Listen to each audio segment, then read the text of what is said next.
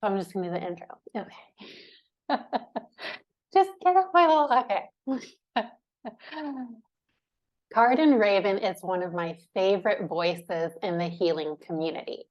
He's an expert in both somatic bodywork and brain retraining, who's helped thousands of people heal from chronic pain and illness.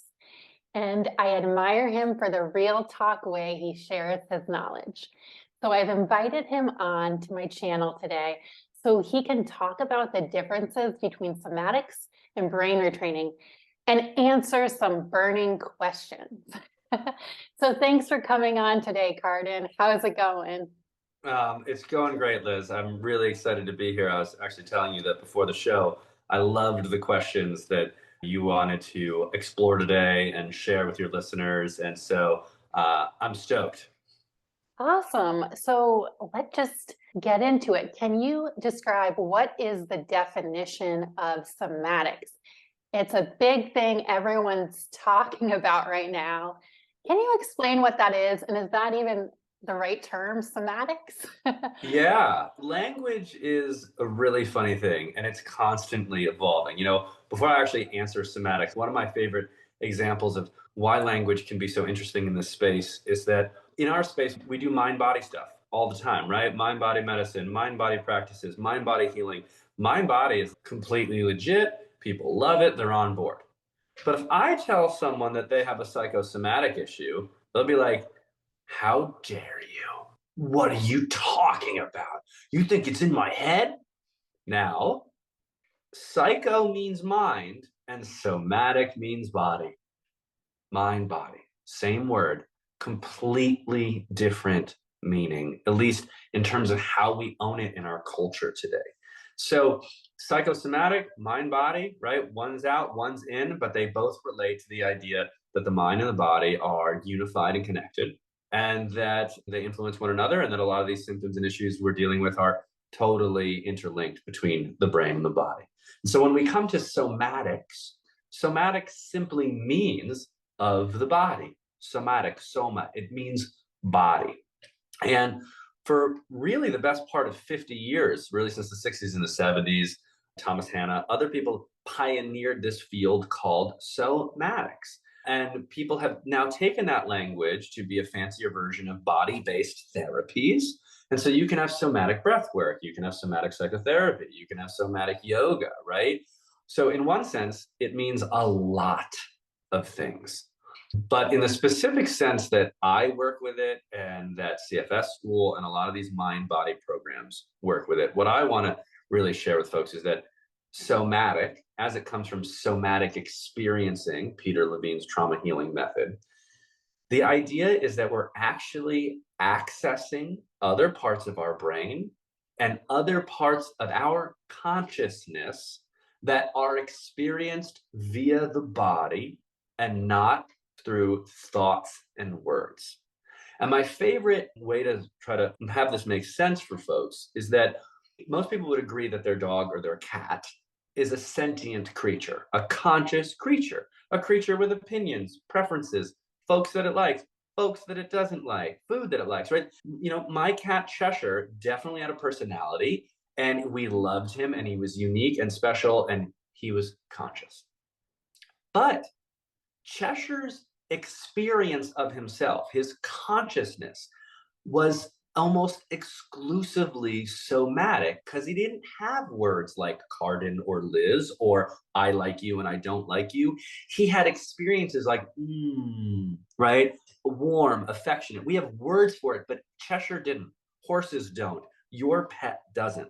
So the animals which we evolved from for the majority of our evolutionary existence had a somatic, a body-based, an experiential consciousness. One could even say an experiential mind of self that lived in the body. And when we're doing mind body medicine, when we're trying to heal trauma, when we're trying to retrain this creature that we are, we have to take, even if we don't know we're doing it, a somatic approach in some capacity, because that's the way we access the majority of our lived experience and our brain's lived experience of ourself without words, without language. I'm going to stop talking. That was a lot. Did that make sense, Liz? Yes. So it's interesting that it's just now starting to take off, I would say, in the past 2 years. You had mentioned some pioneers in this field, though our bodies have been around for hundreds of thousands of years. So I'm sure there was probably even different terms before that, maybe in ancient cultures. Yeah, we know that Descartes, for example, was the one who popularized the idea that these were separate experiences. So I think that the experience of being in a body and having sensations and impulses and emotions have been something that, people have been looking at in every single culture since the beginning of time. And some cultures have been much more integrative of that experience, and others have been much more in denial of that experience. And those cultures, probably the ones in denial, have a higher rate of depression, probably. I would agree. Yeah, Descartes was the guy who said, I think, therefore I am, but I think it's more, I feel, therefore I am. Yeah, I Yeah. would say so. And I think when poets share about, and when people share about the beauty of being the most alive, they never say, oh my God, it was such an intense thought experience. They're like, no, it was such an intense felt experience. Yeah. So you had mentioned a few things as examples. You had said there's somatic experiencing. You had said there's breath work. Can you describe some of these somatic nervous system regulation practices and the ones you teach in CFS school? Just give some examples to help make it more tangible for people listening. Yeah. Okay. Let's try that one. So, if we take something maybe a bit more simplistic, yoga is a somatic practice, or at least the asana component of it. When we are feeling our body, moving mindfully, we are diverting our attention from our experience of thought into our experience of body. We are becoming embodied. So yoga is definitely a somatic practice, even if it's not being labeled somatic, although there are people now doing somatic yoga. So just keep in mind that somatic is often being used as a trendy branding term to simply rename the hundreds of classic body-based practices or therapies that we all know. Massage therapy is a somatic practice, right? Feldenkrais, dance, these are all somatic practice, anything that's body centered. But if we go into yoga again, often the way somatic practices are being effective and therapeutic is because of their interaction and activation of your vagus nerve, which a lot of people have, are on board, right? 10 years ago, everyone was talking about their psoas. It was psoas this, psoas that, before it was a piriformis, before that was vitamin D. There's always something that's a big deal. The vagus nerve is the big deal right now. But one of the reasons why it's so wonderful is the vagus nerve provides a physiological and anatomical explanation for why so many of these somatic or body-centric practices work. So when you're doing yoga, you're doing a lot of things that naturally stimulate the vagus nerve. And when you stimulate the vagus nerve, especially its ventral branch, the forward branch, we're not going to get into that right now, you activate the parasympathetic branch of your nervous system, which is your rest, restore, and digest branch of your nervous system. And you don't have to be a Jungian psychoanalyst to know that most people are too stimulated, too activated, too unsympathetic, too doing, too performing, too much on their phone, too much working. There's way too much of everything stimulating. And your mammalian body was not meant to be at that level of activation all the time. And so all of the somatic practices have at their core, they're providing benefit by interacting with your vagus nerve to bring your body back into the rest, digest, and restore frequency, which, by the way, for most mammals and most animals in nature, they spend 80 to 90% of their time in a parasympathetic state. I'm not talking about asleep, guys. I'm just talking like not under threat, right?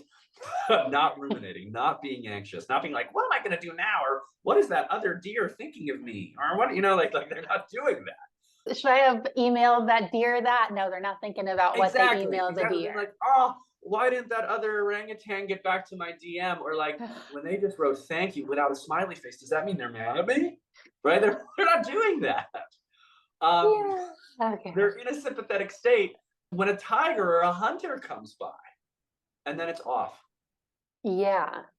So that's when I say how I'm going to define somatic practices, all of them. Any body-based practice that makes you feel better is doing so because it's interacting usually with that vagus system.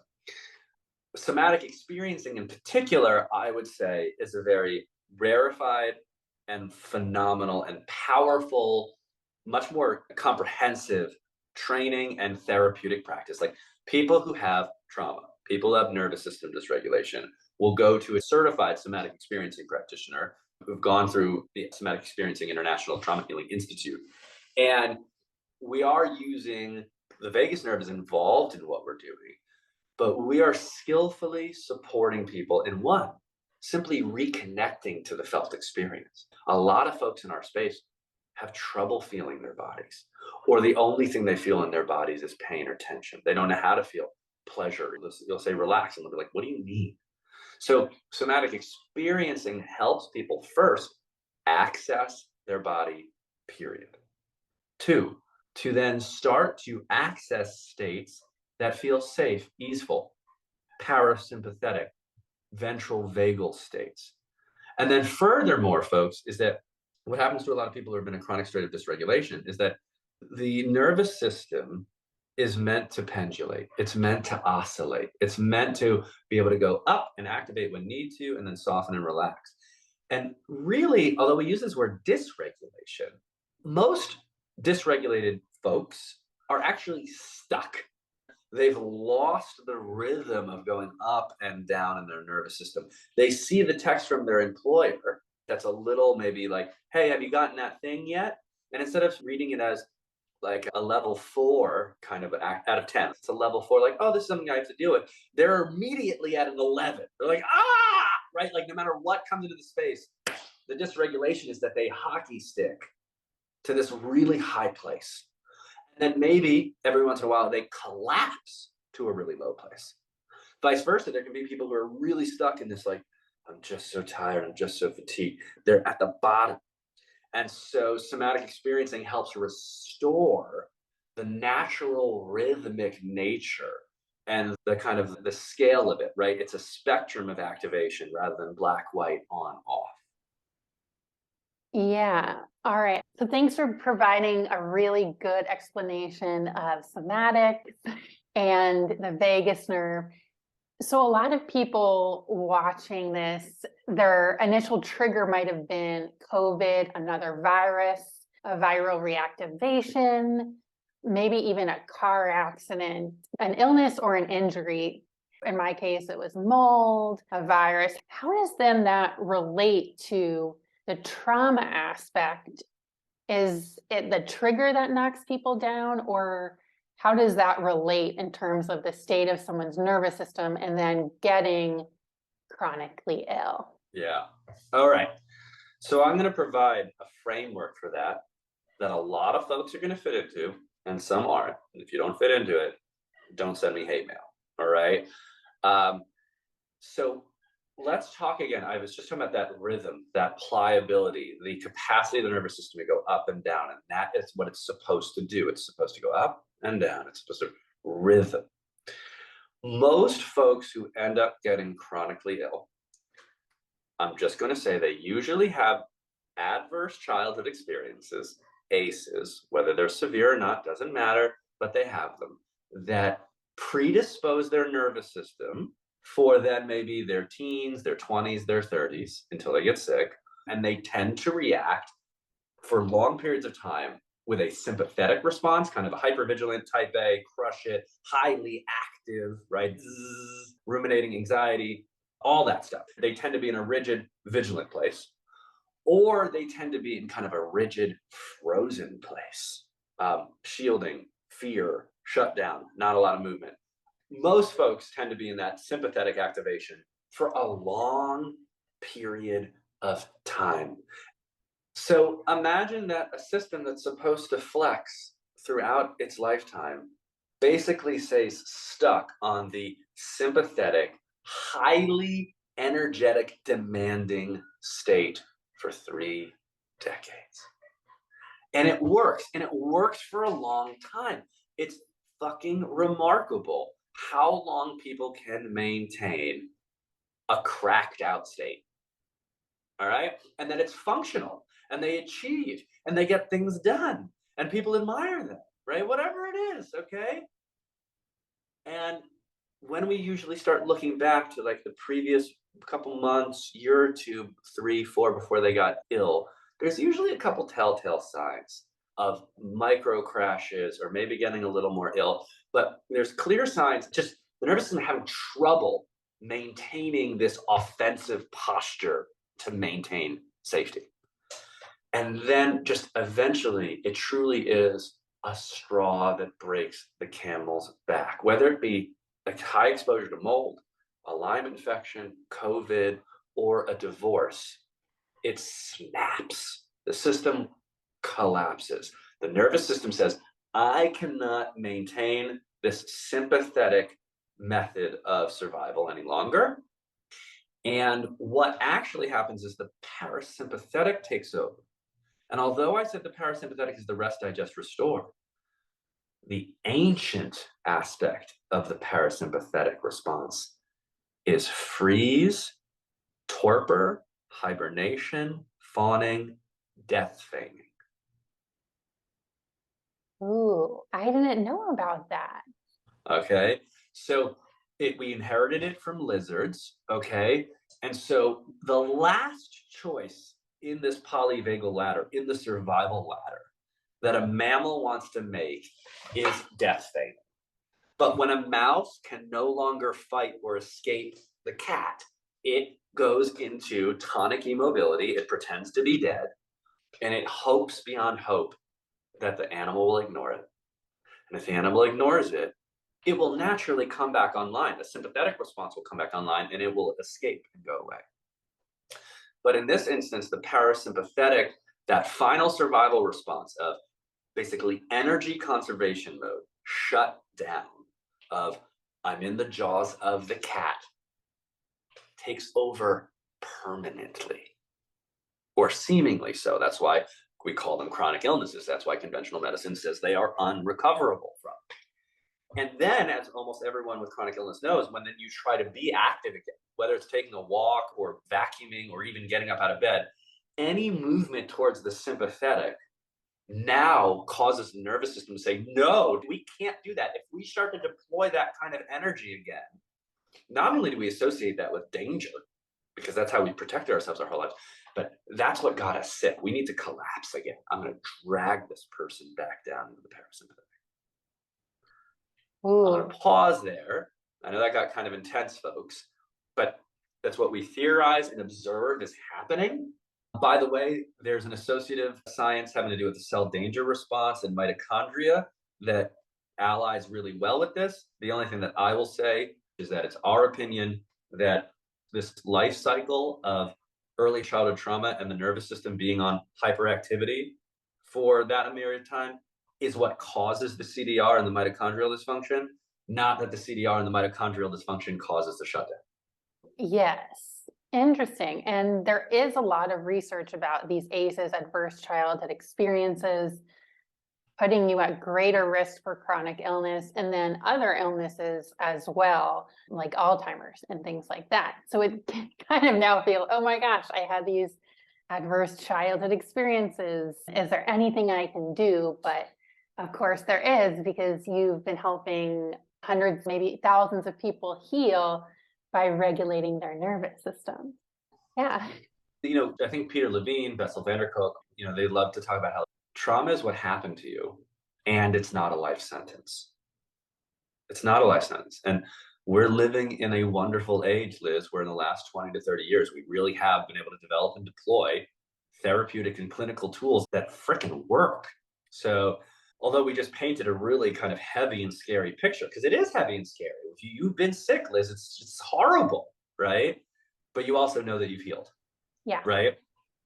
I do have a question. So for me, I didn't have some horrible childhood of lots of abuse, or I didn't have like the big T traumas, but I did have, there was lots of rage and lots of yelling.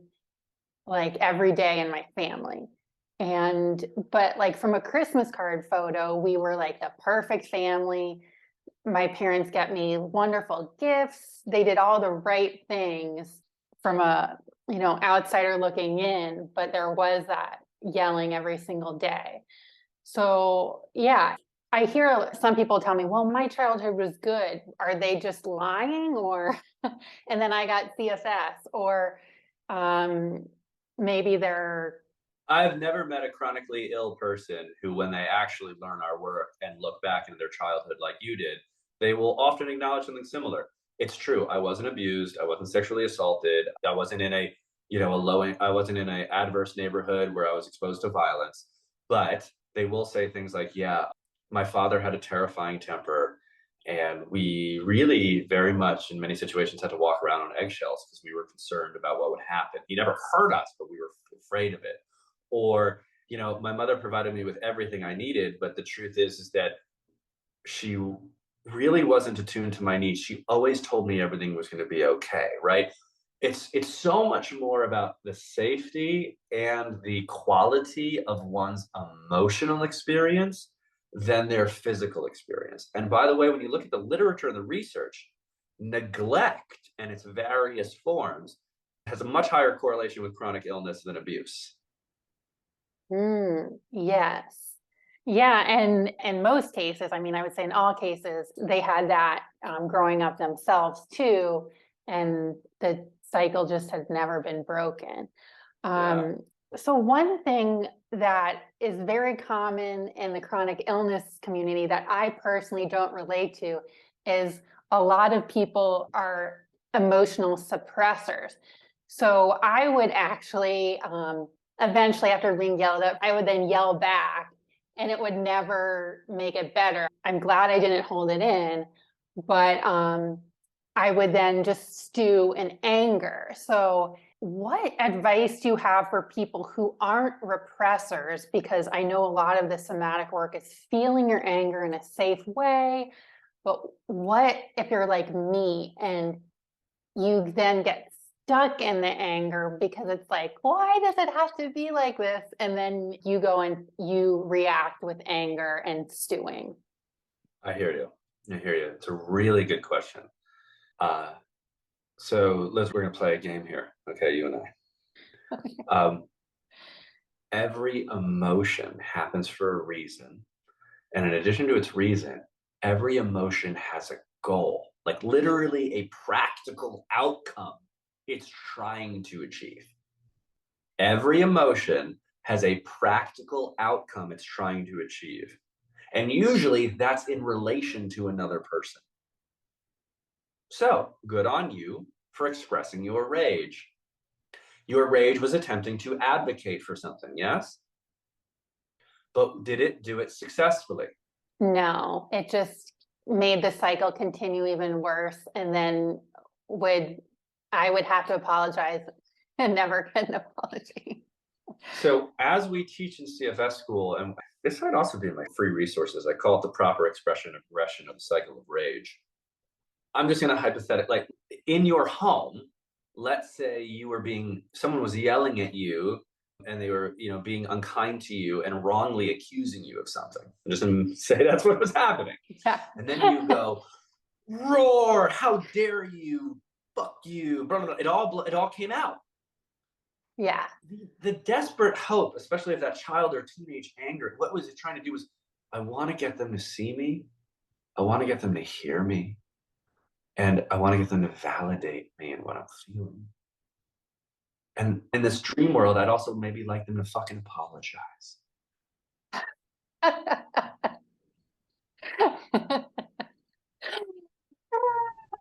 You're like, this is way too close to home, Karden. You brought it up, Liz. I know. Well, my parents actually visited this past week and it was going so good. And then there was no one else. Yeah. And then it did blow up. And it was just like I was a kid again. And boom. Yeah. Boom. You get, and that's, we'll talk about this, but like when we do parts work and good trauma work, it's about bringing it, all the time. What happens, by the way, when we're not trained and when we haven't had our breakthroughs yet, when the old patterns get activated, they're like quicksand and they pull you and your adult self and all your work that you've done and your best of intentions. They teleport you right back 2 or 3 decades, and you're effed because you've been pulled back into the trauma timeline or the dysfunctional relational timeline instead of pulling your inner child and your past self into the present timeline. We'll talk about that later. But to answer your question, if you express emotion without allowing your mind body, and especially the experience of your body, to feel the experience of the resolution it was trying to achieve, if it doesn't get to feel that, even if you're freaking faking it, Liz, if it doesn't get to feel that your expression of anger resulted in you feeling seen, feeling understood, and feeling validated, it will just continue to fester and rot your soul. Now, I want to say for everyone out there, in our work, there are times where this, but I'm going to say the minority of the time, does this actually need to be played out in real life with your living family? Most of the time, as we would in somatic experiencing, parts work in CFS school, we actually really need to perform this completion for the child in the past. And if the child in the past gets to have an experience through therapy or through self-healing work of being able to have their voice heard, but more importantly, Liz, to, in this imaginary setting, having the experience of being seen by your parents, of having your feelings validated, of having your true self or whatever super parts you have, these are again CFS school work, validate you and make you feel seen. Once your body feels the of, oh my God, I'm getting the deep need that I've been advocating for met, then the anger starts to truly dissolve. Yeah. Expression of emotion without resolution of core need doesn't work. And that's why the anger expression therapies of the 60s, the 70s, and the 80s never fucking worked.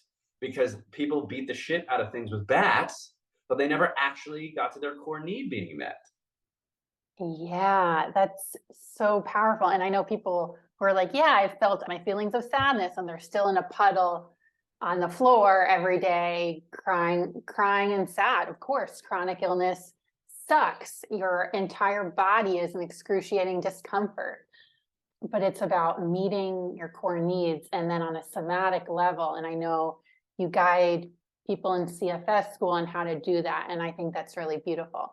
So I do want to transition now because we've been talking a lot about somatics, but most of us, before we heard about somatics, people listening to my channel, we heard about the top-down brain retraining. Holla! Yeah, I know you guys do both at CFS school, and you combine the two to help people heal from chronic illness and nervous system dysregulation. So can you talk about how brain retraining, the top-down approach, can fit with somatics? Yeah. I sure can. So let's actually go back to my model of the parasympathetic overtaking the sympathetic, like the collapse of a nervous system that leads to chronic illness. Brain retraining works because it's all about state shifting, right? We're trying to watch thoughts and patterns in mind that cultivate negative, unhelpful states. And then, for better or worse, it's not how we do it in the CFS school, but depends on which method, to forcibly direct them elsewhere to a positive state or experience or visualization. So the nervous system has it that when you try to do activity, it's associated that in the past with danger. If I try to do stuff, I'm anxious and fearful, and then I'm going to force a parasympathetic collapse. What brain retraining does, it's very sneaky. It says, oh, wait, I'm going to really put myself in a positive state and then try to do the activity, or while I'm doing the activity. And now the nervous system isn't going to activate its collapse response because I'm doing the activity with a different vibe, to put it really basically. The fear, anxiety, danger vibe has been displaced, and the yay, unicorns and butterflies vibe has been in place. And with that subtle mental trickery, and it's not trickery, it's also retraining, now the nervous system doesn't activate the shutdown response and you can go do the thing. Yeah. So covering that brain retraining helps associate a different state with activity, which then inhibits or remodels that parasympathetic response from taking over, and you can do stuff again. That's the gist. Yeah. So a lot of people here know that brain retraining works, but some don't, because some people might say, oh yeah, I thought positive thoughts and I tried to do the thing and then I crashed. I'm not trying anything brain retraining again. And that was me too. I mean, I would be like, it's all going to be okay. I'm going to go to the local tiki bar and dance to the karaoke, and then I crash. So what do you tell people who are like, oh yeah, I tried to think positive, when they hear brain retraining?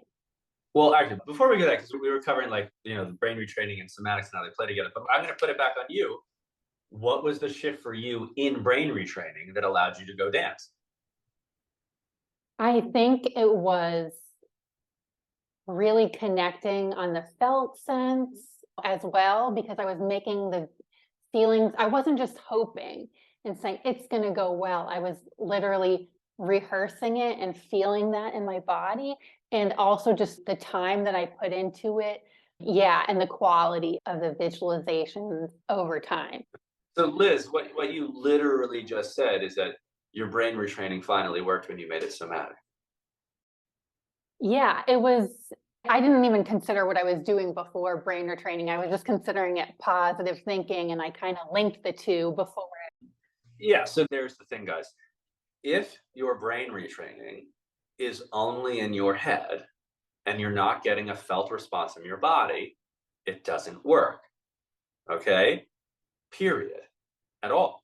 If I was watching a horror movie and it wasn't scaring me, is that an effective horror movie? No, it blows. It sucks. It's not working, right? Let's say you've got chamomile tea on the shelf. You're like, I want to choose the state of calm.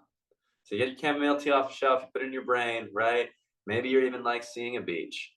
But until you start to allow that tea bag to steep into the water of your body and you get a felt shift, you haven't done jack shit.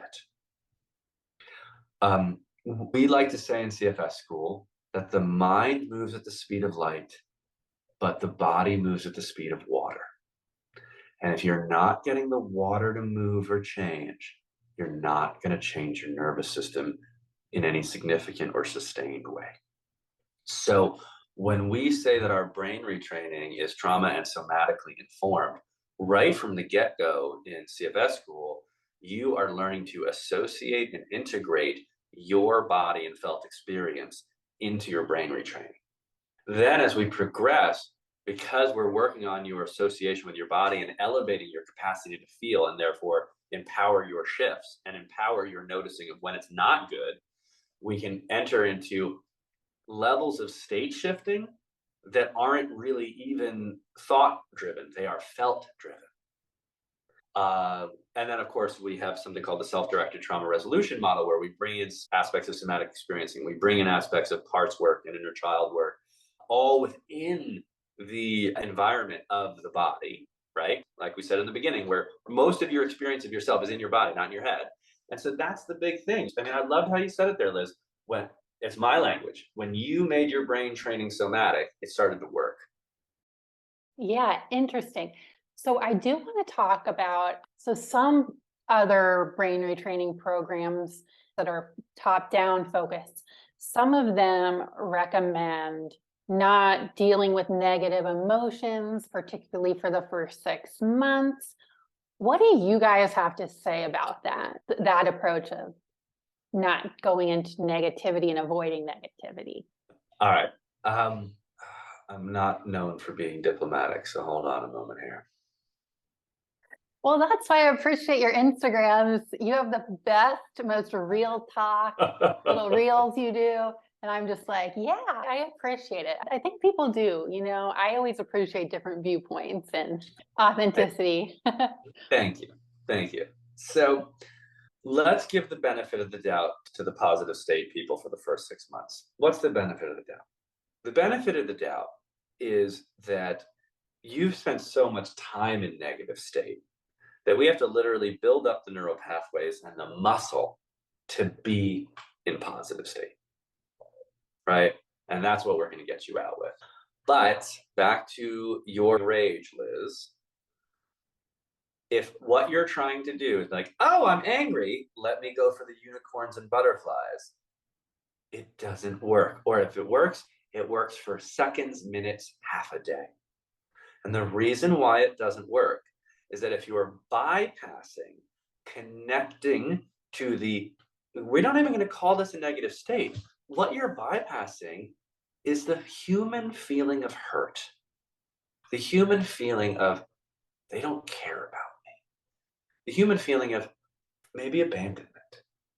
And we posit in our work that actually quite soon, with the right support, you can connect with, it's not like get out of the depression, it's find that core wound, that soft, sweet thing that needs attention. Because then when you're like, oh, this is the thing that's actually at the root of most of these negative states I'm trying to shift out of. Now I can learn from that wound, and my shift, the state that I go into, instead of being like, I'm going to go from angry to happy, if what I'm actually deep down feeling is unseen, I'm going to go from unseen to being held. I'm going to shift into the state of being held. I'm going to be in the state of being embraced. Holy crap, I feel so good, because this was the foundational state shift that I was actually seeking. So if you are just going from negative to positive, you are putting ketchup on top of a burnt steak over and over and over and over again. And as soon as the ketchup washes off, you're like, wow, this steak tastes like shit again. Yeah. So that's why we don't favor that. We do create a safe container for you to go into stuff that's hurt, right? And the last thing we'll say is, it's inhuman. It's robotic, and I don't like it. I love your authenticity, and I really relate to what you said about going into the wound and then being held. And there was a time I didn't have CFS school. This was after I kind of healed, but I was triggered by something that had to do with my family. And I remember writing a note to myself, like my inner child, and it was just, that's what I needed, and saying like, you're a good person, and like, and also just reading it out, and that feeling of being held, versus just saying, oh, I'm going to go on my beach vacation in my mind. Yeah. So let's actually weave it together, and now I'll be less of a jerk. Is using brain retraining to shift from negative to positive state is really important, because the brain has formed poor habits, and those habits need to be shifted. And so in CFS school, that's what we do. We really are, in the first 3 to 4 weeks, supporting most people in just achieving positive state. But there is mindfulness, there is inquiry, there is self-knowing and learning going on. But we exercise that muscle for about 3 to 4 weeks, maybe 5. And then what I'm talking about here is, now that you've been able to do that, these habits are just the crust. They're the surface. I'm glad we're shifting them. But what we're talking about here is the habits were built on top of the wound we've been discussing.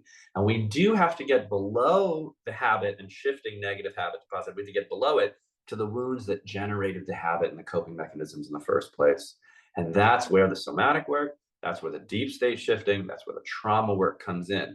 And as many of your listeners know, or at least some of them, they've been avid brain retrainers, and it's worked really well for months or a year or two, and then it implodes, and the brain retraining is not working anymore. And it's because the primary wounds, which were never addressed, have found another way out, and they're not responding to the brain retraining. Yeah. And I'm sure a lot of people on my channel have watched my interview with Jennifer Mann, and she's your co-founder and partner in She's CFS much nicer School. than me. Much nicer than me. Yeah, well, I love it. She's got this ethereal vibe, and you have this like real talk vibe, and it just really works, and it complements one another so beautifully, people have said. But yeah, she was saying she had done it, one of the traditional brain retraining programs, had a lot of success with it, but then had some deep feelings and triggers come up, and you were her practitioner who helped her bring the somatic element to it. And now she's fully healed, and you've done this wonderful program together, CFS School, and you're helping over 1,000 people, I think, have graduated. So yeah, did you have anything more to say about it? We have the self-study program and we have the live program. And really the distinction is the level of support. And I like to say the way people like to learn. I learn much better in a live dynamic and with a group. I'm a very poor self-motivator when it comes to self-study. Other people are really good at that. So that's kind of the distinction between the two programs. You're getting a lot of the same, but more support and more inclusivity. And what I'd say is that where we really help is, since we integrate the top down and the bottom up, we cover a lot of bases. And if you've been at this work in the brain retraining space like Jen was, and you've plateaued or there's some things you haven't gotten through, then what I can say is that the middle and second half of our program is what's missing. It is that somatic aspect, it is the trauma resolution work, and that we offer it to people in a way that isn't traumatizing. It's safe, it's incremental, it's done in a way that's supposed to make it possible for change, not for change to be overwhelming. So if you're afraid of that, I invite you to not be, and to trust us and to trust yourself. On the other end, there are a lot of people who have been in the world of somatics and psychotherapy and deep in emotions and stuff like that. And as you pointed out, they'll cry a lot, but they won't get completion. And that's another place where our program is going to help completion. And if you've been in the emotional space for a long time, but you haven't done brain retraining, you're missing something. The top-down component is really important. What I often see in my trauma space, and even in the somatic experiencing space, is that they poo-poo the brain retraining. They don't like CBT. They don't like NLP. They're just like, nah, nah, nah. They've, unfortunately, in their commitment to their path, dismissed the top-down stuff. And what Jen and I just know is that you really need it all. In the end, we call our method the total consciousness rewire. It's the whole shebang. Ooh, I love that. Yeah. And I have some friends who have taken CFS School, and yeah, they've seen some really amazing progress on a health level, but also just on a transformational life level as well. Why don't we close out and you share with us a final message you have to people listening? My audience, as you know, is mainly people with chronic fatigue syndrome and also those healing from long COVID. So yeah, any final message you have today? I think I'll give you two. One, and we say this so often, is we are self-healers, but we are not lone healers. And what that means is we ourselves, our true self, we are the primary agents in our healing. We are the ones responsible for it. But that doesn't mean we do it alone, right? We need guides, we need allies, we need to be contributed to. And so if you've been at this in your silo, really expanding your community of other self-healers, trying different teachers, being in group components, taking that limb to be like, you know what? I would like to be supported. I invite your listeners to do that if they haven't yet, because it makes all the difference in the world. And even someone like me, you know, we're supposed to be really good at this stuff, and we're gonna, like, when my symptoms flare up, even though I've been doing my stuff, the thing that I have to remember is like, oh, I went into lone wolf mode again. And when I allow myself to reach out to my community, and I use this expression, when I allow myself to be contributed to, when I allow myself to be nourished, things improve very quickly. And that relates to my second thing, which is don't stay stuck. Don't stay stuck. It's usually not because you're not trying hard enough, people. It's because there's probably a subtlety of technique or a blind spot that you will probably not find quickly on your own, because that's why it's a blind spot. And don't try the same thing over and over and over and over and over again, expecting a different result. Like, if you're being diligent about something for 2 to 3 months, but it's like not budging, don't stay stuck. Try a different course, try a different program, reach out to someone for one-on-one, be willing to be a little vulnerable and try things differently. Because it's amazing what a small tweak, what a different insight, what a slightly different version of the same technique can do to catapult you forward. Ooh, I love that. So I just want to say, yeah, it's not just saying, just try, jump from program to program, but just maybe to tweak an approach, getting a new perspective, because it's often these small shifts that can end up having some powerful results. Yeah. Ooh, and I just called to do it because it was a big theme in our thing. If you're a brain retrainer, your state shift should not be arbitrary. What do I mean? I want you to ask more whys about why you're feeling a state. So if you're feeling anxiety, like, oh, I'm doing anxiety, I'm going to shift to joy. That's dumb. And it's dumb because it has no reasoning behind it. If you say, oh, I'm doing anxiety, why am I doing anxiety? Oh, it's because, again, let's deal with this text message. I think this person might be upset with me. Oh, I'm doing anxiety because the more authentic negative state is, I'm feeling potentially rejected or that I'm in trouble. Wow. What would be a suitable positive state shift that would actually address that need? Oh, well, maybe I can shift into a state where I'm with my partner or a friend and they're assuring me, or I'm assuring myself. Or maybe what I need to feel is a state where I'm protected and not in danger. So try to make your state shifts actually have meaning to them and address the underlying issue rather than just being a from A to Z without logic. I love that. That makes so much sense. And I think it'd be really helpful for when people are really triggered. Yeah, that's amazing. See how Karden, that's just a tweak of a technique? A yeah, tweak of a technique. I love it. This was so helpful. And thank you for basically giving me free somatic therapy advice. You got it, girl. I love what we got with your anger issue. That's so juicy. Well, yeah, it only comes out with like, it doesn't with like my husband or kids, but like when I'm with, yeah. Anyway, this was so great. Thank you so much. And I'll include the links and stuff below. I'm just so honored that we could chat today. Me too. It's delightful to be with you. Thanks for the opportunity. It's what I'm here for. All right. Have a good rest of your evening over there. Where are you located? I'm in Massachusetts. Massachusetts. Okay, East Coast. Have a good rest of your afternoon. This was good. I'm going to go home to my girls and an early dinner. And yeah, so really, it was fun today. The questions were great. And I'm glad I got to hang out with you. Yeah. All right. Take care, Karden. Bye. Bye.